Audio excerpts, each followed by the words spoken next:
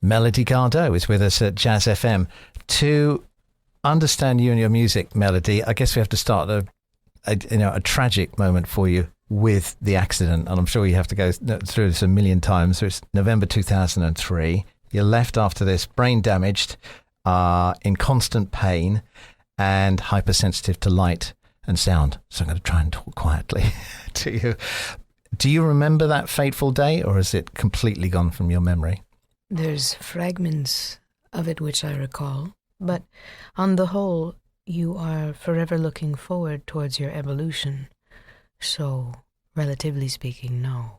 Reading through the story of your rehabilitation, it seems like you had a huge creative opportunity here, which was more therapy for yourself than entertainment for us.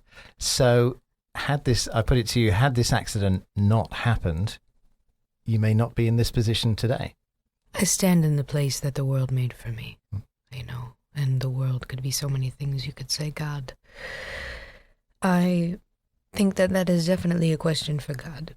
On an everyday basis, you're reminded of how far you've come when you see the strides you're making. Even today, coming to you was a bit of a journey, and yes. I wouldn't have been able to do that several years ago. Yes. So, I think every day we're rising and growing and evolving, and that's the beauty that they say time heals all wounds, but this is very true. And as you mentioned, we had this bizarre meeting on the street because of traffic problems and getting to the studio. Because of the Queen. So there you go. The Queen's cavalry. It doesn't happen every day. No. But anyway, we're in this position, and it was a very interesting way in which to meet someone like yourself, because I noticed immediately that you're very aware of your surroundings. You have very sensitive hearing. And we were talking about this. There's the sound of the traffic, and then just as we got to our studio, there's a school opposite the studio, and you're listening to the children playing there. So it was almost like you would see a photographer, when they're just looking at the images. You seem to be listening to those experiences. And is that something that constantly goes on with you, Melody? I believe that artists, musicians in general, our job as someone who's playing an instrument or singing a song is to paint with music. And that's why in certain cases you can have no words and the music is sufficient, because you can tell a story through the notes and the sound. I'm a bit of an audiophiliac, I love different things incorporated into everyday life that tell the story of the scene. Yes. And walking here, it was a bit of a scene between the metro, the tram, the wind, the children, and the passing trucks. I mean, it's amazing to be on a small street. A car can really overtake the airspace. It's incredible. Are you in pain all of the time? Depends on who I'm talking to. No, I'm just kidding. Relatively speaking, there's a level of pain that I know, but pain is a friend. I mean, it's an indication that something. I'd say discomfort would be a better word, because after a while you get to a level where pain is adaptable. There's adjustments you need to make. I'm used to certain things not being quiet in my body because of what's happened. So after a while, the shock of what that means, it's no longer a question mark. I'm used to, oh yeah, by the way, this is that, my hip hurts, whatever. It's very funny. If I were to vocalize it, then it would not only acknowledge it, it would make it stronger. So I tend not to say anything and just continue on and remember that the soul is something that also exists within a body. Your accident when you were 18 really did change your life. And during your recovery, it was music that you used as therapy. So I put it to you, are you making music for us, the audience, or are you just making it for yourself? I never set out to make music for anybody but myself. And I don't mean that in a way that is in a disregard. But when I left the studio and said that this first record was going to be done, it was because I listened to it and I liked it, and I thought that was the best I could do. And that kind of work ethic for my one and only Thrill, and also for this last record, is the same. I don't I don't know how you could explain it. I'm conscious of the fact that I'm going to have to perform these things because I want to be able to go and perform them.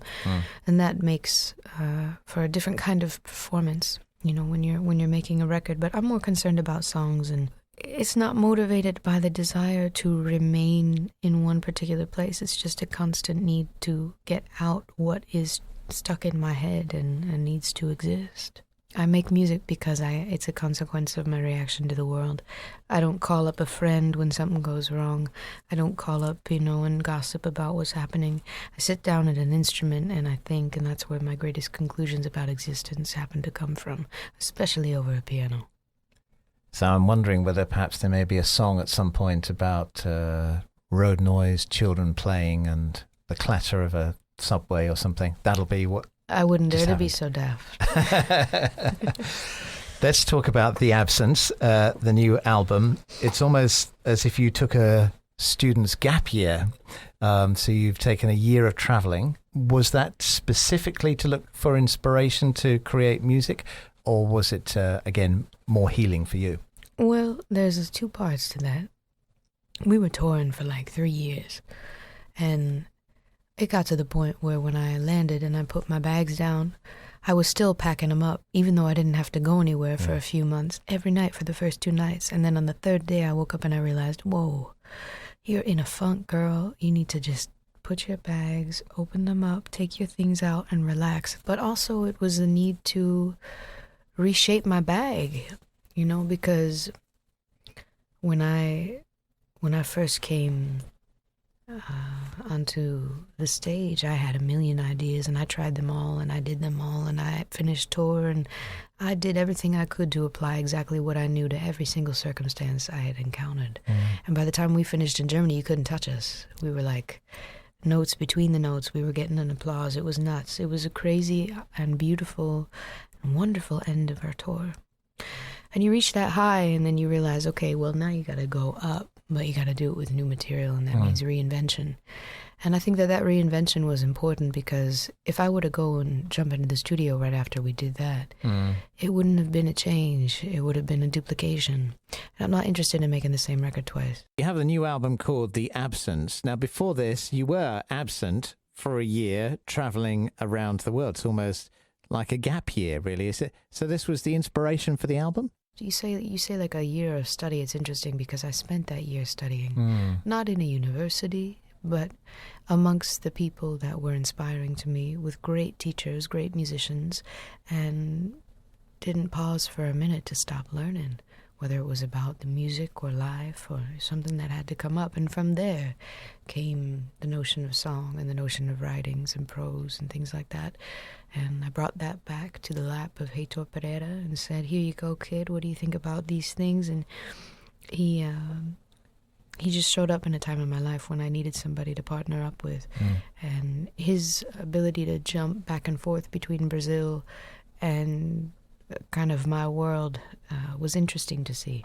We'll come back to Heitor, actually, because I do want to talk quite a bit about him. Just to go back to the journey for a second, because there was the whole world out there. How did you decide where to go to, Melody? Kind of divine intervention. I just woke up and decided one day I'm going to Portugal and then I'm going to South America. It was as simple as that. I closed the book, booked a flight, and I was done. Really?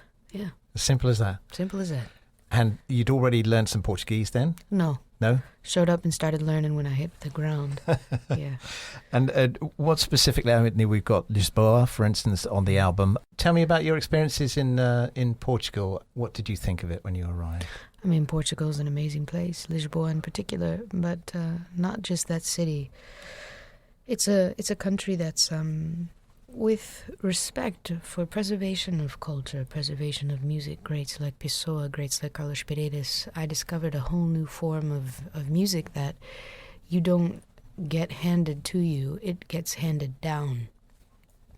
It's very special, to walk into a place, for instance, Americans, a lot of time they say, well, I'm going to do Europe in 10 days.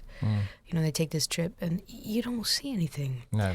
And the same thing happens when you get to a place like Portugal and you walk down the street for one day and you think you got it all. You don't understand.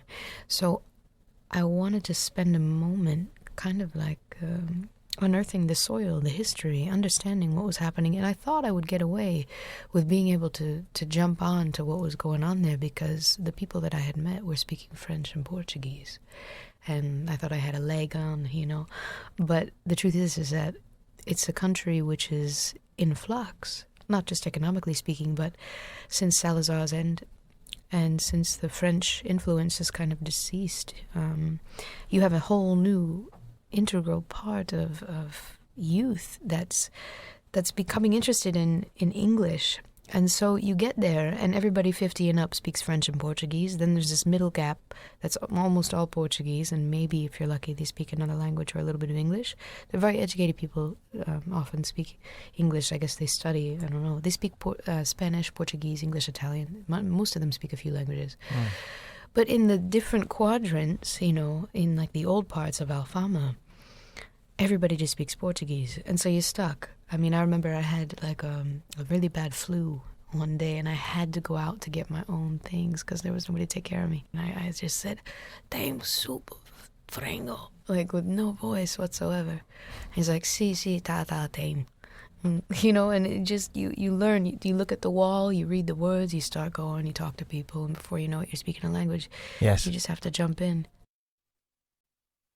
Melody Gardot, on the new album, The Absence, you have chosen production and co-writing from Heitor Pereira, who's a guitarist and writer, arranger. In fact, has come up with a number of film soundtracks, according to my research. So why did you choose him to write songs with? It wasn't about writing the songs at that point. It was about finishing the record. I had enough material at one point to make probably 2 or 3 records. And I needed somebody to come in and just let me have a sounding board. I mean, the idea of producing your own record is great when you got a trio and you're sitting down and you're jamming and it's open and there's no, it's money jungle. It's free and expressionate. But when you're talking about a song and then you're talking about what that record is doing and then you're trying to figure out where those other songs go, sometimes you need someone to help you get out your own mind.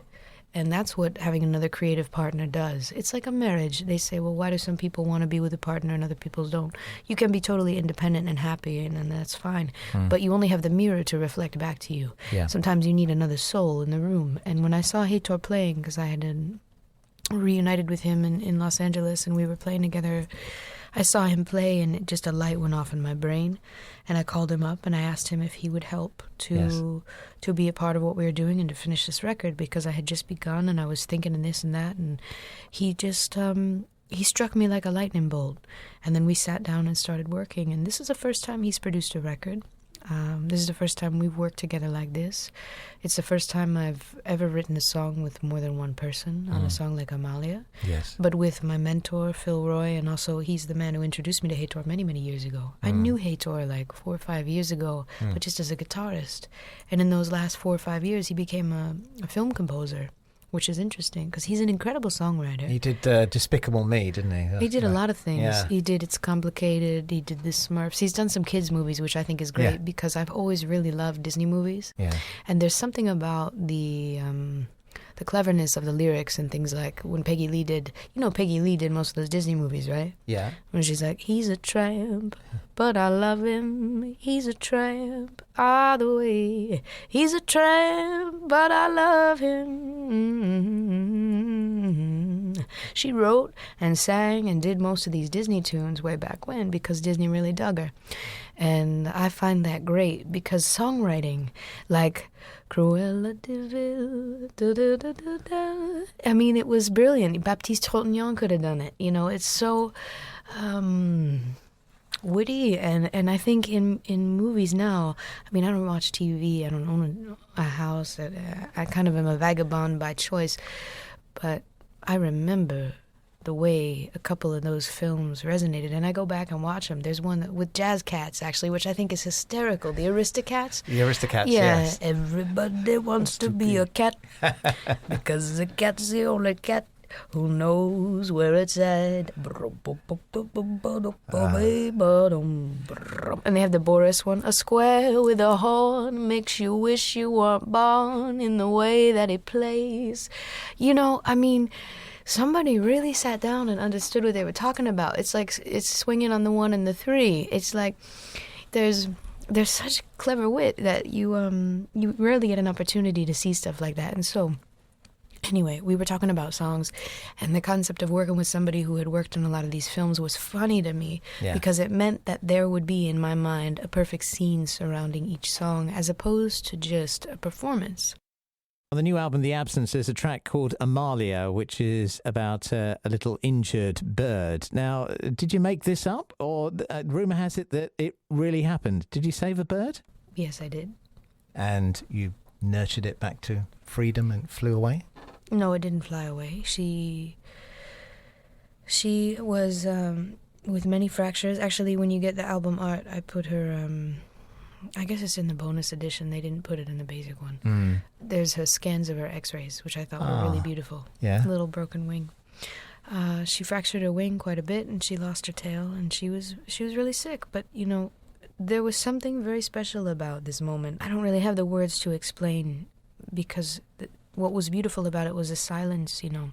I have friends, my best friend and also my assistant, she saves cats and dogs. She saves animals every day of the week when she can, and that's so commendable and beautiful. But the bird was a slightly different scenario because it's so fragile, because I'm a singer and we are birds. Yeah. Because she wouldn't sing, and because she landed at my feet, you know. I could have tripped over her. Yes. And I thought that was just very special. And it was also in a place where they put birds like her into pies and soups. And so everybody wanted to cook her. And I think that made it even harder for me to warrant the reasons why I was taking care of this creature. Not only walking around with my cane, but with a bird in a box. She was like, living in a box is my little bird. But we named her Amalia because the kids were running down the stairs and they were coming down this scene that looked like something out of a Fellini movie. And as they were running, one of the kids tripped and kind of scooted down, and they started laughing. But they were singing "Todo es tristeza, todo es destino, todo es fado," this Amalia Rodriguez song. And so as I went from left to right, like a scene, bam, there was the little Amalia. So Amalia is the metaphor of this bird. And you know, I don't usually like to talk about the songs in terms of what they mean, but this one's so blatantly apparent to me. And it has a beautiful story because I knew exactly what to do for her based on what had happened to me and how to take care of someone. And that the truth is, and the biggest lesson here is that even without words, without language, clearly she must have spoken Portuguese because she was in Portugal, but without any dialogue, you can help someone or something heal with love and attention. And I've always believed that that's what made the greatest difference in my personal recovery. Was people who had a lot of love and were able to remove themselves from their ego. It was sincerely beautiful to see, and I had to protect her from the cooks who were running around with knives trying to cook her. That happened on a regular basis. That was pretty scary. So it was like, you're not eating my bird. But it was beautiful, and the line that says, maybe your wing may be broken, maybe you're learning to fly, well, so am I, Amalia.